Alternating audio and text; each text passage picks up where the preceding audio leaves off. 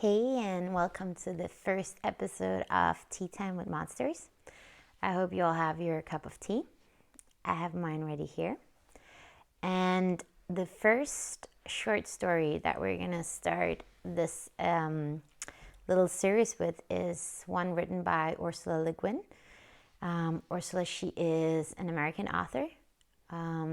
She wrote mainly science fiction and short stories. They're really awesome. So I would definitely recommend you checking her out. This story is relatively short, but I think has the perfect length for kind of starting and getting into these stories. So, having said that, I would like to start reading The Ones Who Walk Away from Omelas. It's from the Wind's 12 Quarters, short stories by Ursula Le Guin.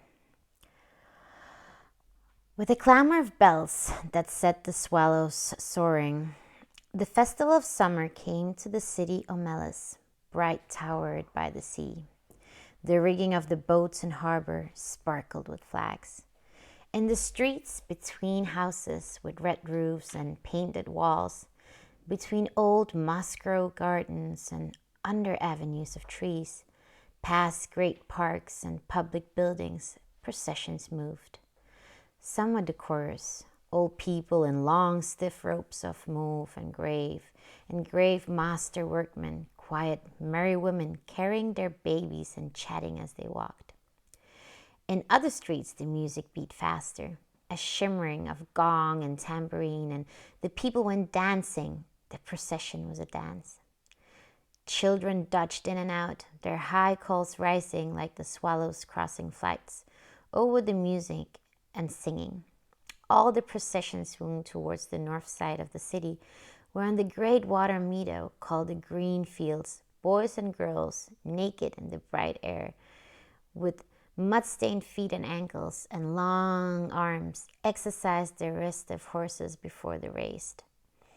The horses wore no gear at all, but a halter without bit. Their manes were braided with streamers of silver, gold, and green.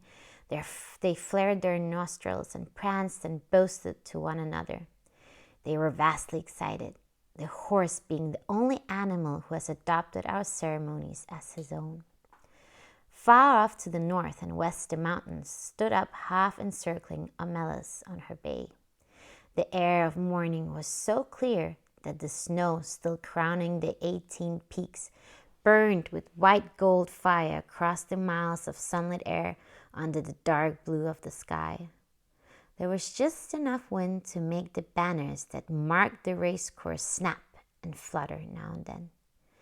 In the silence of the broad green meadows, one could hear the music winding through the city streets, farther near and ever approaching, a cheerful faint sweetness of the air that from time to time trembled and gathered together and broke out into the great joyous clanging of the bells. Joys! How is one to tell about joy? How describe the citizens of Omelas? They were not simple folk, you see, though they were happy. But we do not say the words of cheer much any more. All smile have become archaic. Giving a description such as this one tends to make certain assumptions. Given a description such as this one tends to look next for the king, mounted on a splendid stallion and surrounded by his noble knights, or perhaps in a golden litter borne by great muscular slave. But there was no king. They did not use swords or keep slaves. They were not barbarians. I do not know the rules and laws of their society, but I suspect that they were singularly few. As they did without monarchy and slavery, so they also got on without the stock exchange, the advertisements, the secret police, and the bomb. Yet I repeat that these were not simple folk. Not shepherds, noble savages, bland utopians. They were not less complex than us. The trouble is that we have a bad habit, encouraged by pedants and sophisticates, of considering happiness as something rather stupid. Only pain is intellectual, only evil interesting. This is the treason of the artist. a refusal to admit the banality of evil and the terrible boredom of pain. If you can lick them, join them. If it hurts, repeat it. But to praise despair is to condemn delight. To embrace violence is to lose hold of everything else. We have almost lost hold. We can no longer describe a happy man, nor make any celebration of joy. How can I tell you about the people of Omelas? They were not naive and happy children, though their children were in fact happy. They were mature, intelligent, passionate adults whose lives were not wretched. Oh, miracle! But I wish I could describe it better. I wish I could convince you. Omelas sounds in my words like a city in a fairy tale. Long ago and far away, once upon a time. Perhaps it would be best if you imagined it is your own fancy bits, assuming it will rise to the occasion, for certainly I cannot suit you all. For instance, how about technology? I think that there would be no cars or helicopters in and above the streets. This follows from the fact that the people of Omelas are happy people. Happiness is based on a just discrimination of what is necessary, what is neither necessary nor destructive, and what is destructive.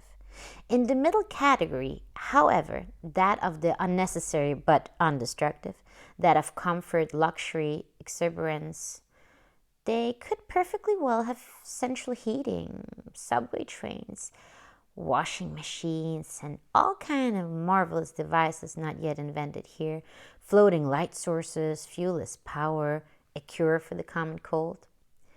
Or they could have none of that. It doesn't matter, as you like it. I incline to think that people from towns up and down the coast have been coming into Omelas during the last days before the festival on very fast little trains and double-deck trams, and that the train station of Omelas is actually the handsomest building in town, though plainer than the magnificent farmers' market. But even granted trains, I fear that Omelas so far strikes some of you as goody-goody. Smiles, bells, parades, horses, blah. If so, please add an orgy. If an orgy would help, don't hesitate. Let us not, however, have temples from which issue beautiful nude priests and priestesses already half in ecstasy and ready to copulate with any man or woman, lover or stranger, who desires union with the deep godhead of the blood, although that was first my idea. But really, it would be better not to have any temples in Omelas. At least not man temples. Religion, yes. Clergy, no. Surely the beautiful nudes can just wander about, offering themselves like divine soufflés to the hunger of the needy and the rapture of the flesh. Let them join the processions.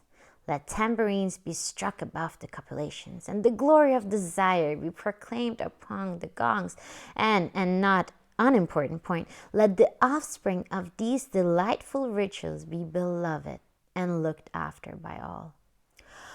One thing I know there is none of in Omelas is guilt. But what else should there be? I thought at first there were no drugs, but that is puritanical. For those who like it, the faint insistent sweetness of druse may perfume the ways of the city, druse which first brings a great lightness and brilliance to the mind and limbs, and then after some hours a dreamy languor and wonderful visions at last of the very arcana and inmost secrets of the universe, as well as exciting the pleasure of sex beyond all belief, and it is not habit forming. For more modest tastes, I think there ought to be beer. What else? What else belongs in the joyous city? The sense of victory, surely, the celebration of courage. But as we did before, let us do without soldiers. The joy built upon successful slaughter is not the right kind of joy. It will not do. It is fearful, and it is trivial. A boundless and generous contentment, a magnanimous triumph felt not against some outer enemy, but in communion with the finest and fairest in the souls of all men everywhere, and the splendor of the world's summer. This is what swells the hearts of the people of Omelas, and the victory they celebrate is that of life. I really don't think many of them need to take that druse. Most of the processions have reached the green fields by now. A marvelous smell of cooking goes forth from the red and blue tents of the provisioners. The faces of small children are amiably sticky. In the beaming grey beard of a man, a couple of crumbs of rich pastry are entangled. The youths and girls have mounted their horses and are beginning to group around the starting line of the course. An old woman, small, fat, and laughing, is passing out flowers from a basket, and tall young men wear her flowers in their shining hair. A child of 9 or 10 sits at the edge of the crowd, alone, playing on a wooden flute. People pause to listen, and they smile, but they do not speak to him, for he never ceases playing and never sees them, his dark eyes wholly wrapped in the sweet thing magic of the tune. He finishes and slowly lowers his hands holding the wooden flute. As if that little private silence were the signal, all at once a trumpet sounds from the pavilion near the starting line. Imperious, melancholy, piercing. The horses rear on their slender legs, and some of them neigh in answer. Sober-faced, the young riders stroke the horses' necks and soothe them, whispering, "Quiet, quiet there, my beauty, my hope." They begin to form in rank along the starting line. The crowds along the racecourse are like a field of grass and flowers in the wind. The festival of summer has begun. Do you believe? Do you accept the festival, the city, the joy? No? Then let me describe one more thing. In a basement under one of the beautiful public buildings of Omelas, or perhaps in the cellar of one of its spacious private homes, there is a room. It has one locked door and no window. A little light seeps in dustily between cracks in the boards, second-hand from a co-op window somewhere across the cellar. In one corner of that little room, a couple of mops with stiff, clotted, foul-smelling heads stand near a rusty bucket. The floor is dirt, a little damp to the touch, as cellar dirt usually is. The room is about 3 paces long and 2 wide, a mere broom closet or disused tool room. In the room a child is sitting. It could be a boy or a girl. It looks about 6, but actually is nearly 10. It is feeble-minded. Perhaps it was born defective, or perhaps it has become imbecile through fear, malnutrition, and neglect.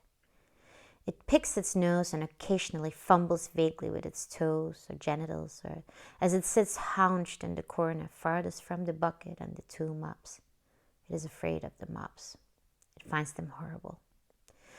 It shuts its eyes, but it knows the mops are still standing there, and the door is locked, and nobody will come.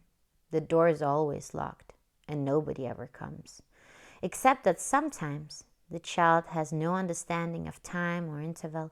Sometimes the door rattles terribly and opens, and a person or several people are there. One of them may come and kick the child to make it stand up. The others never come close, but peer in it with frightened, disgusted eyes. The food bowl and the water jug are hastily filled. The door is locked. The eyes disappear.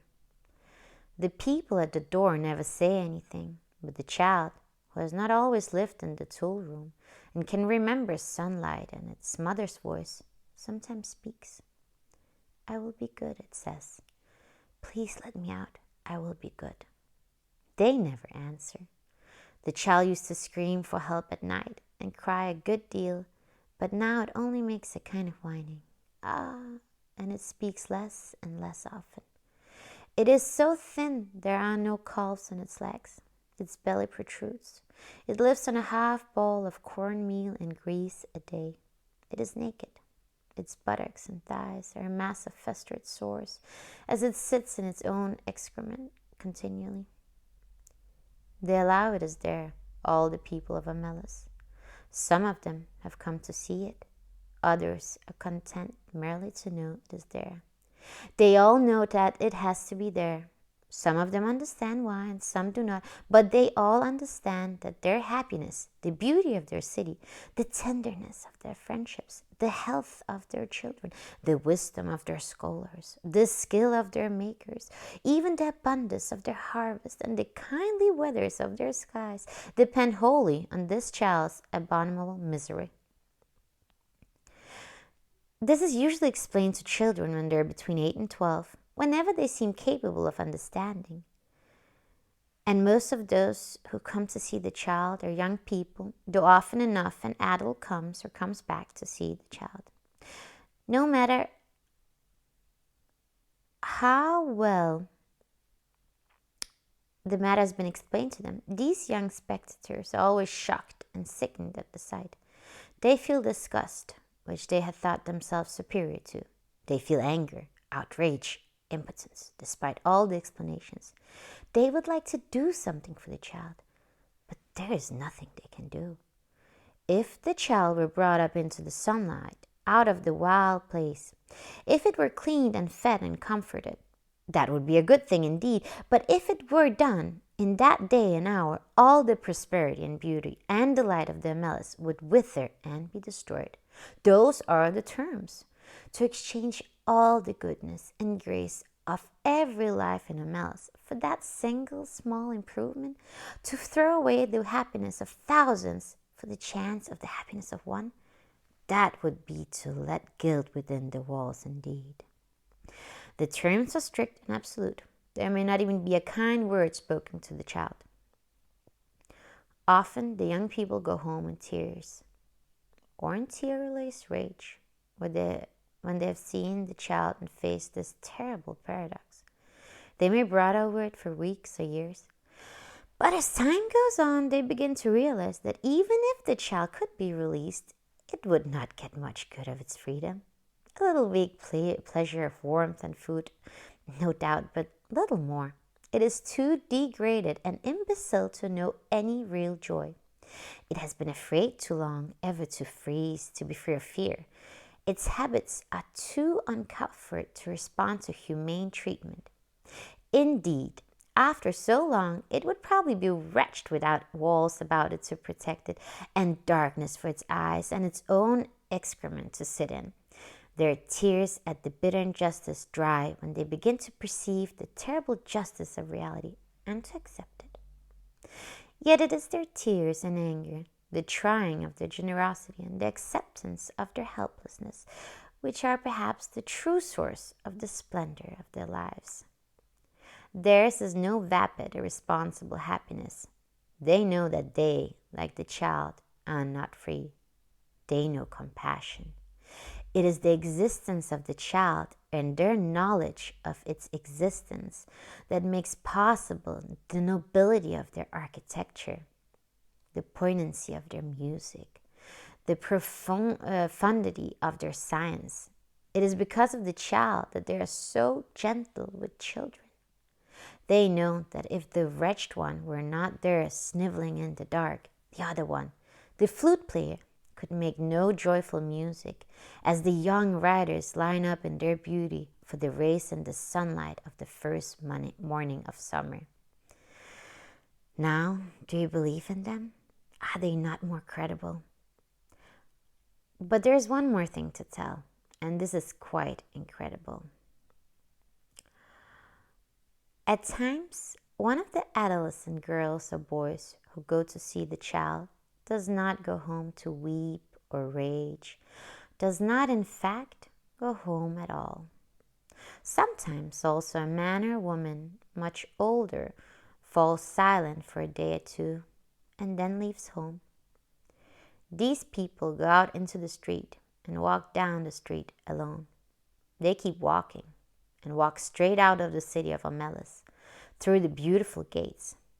They keep walking across the farmlands of Omelas. Each one goes along, youth or girl or man or woman. Night falls and the traveler must pass down village streets, between the houses with yellow-lit windows, and on out into the darkness of the fields. Each alone they go west or north towards the mountains. They go on. They leave Omelas. They walk ahead into the darkness, and they do not come back. The place they go towards is a place even less imaginable to most of us than the city of happiness. I cannot describe it at all. It is possible that it does not even exist. But they seem to know where they're going, the ones who walk away from Omelas. That was the end. Thank you for listening. I will be sending a wrap-up to those that are following on Substack. And I'll then see you next week. Thanks a lot.